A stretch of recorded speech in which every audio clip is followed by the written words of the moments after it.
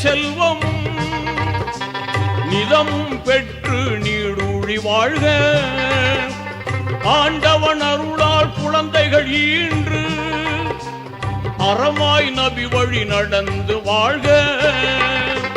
வல்லவன் அருளால் நல்லறம் பேணி, வல்லவன் அருளால் நல்லறம் பேணி வாழ்க வாழ்கவே வாழ்கவே. வளமாய் நலமாய் மணமக்கள் நூறாண்டு வாழ்க வாழ்கவே வாழ்கவே.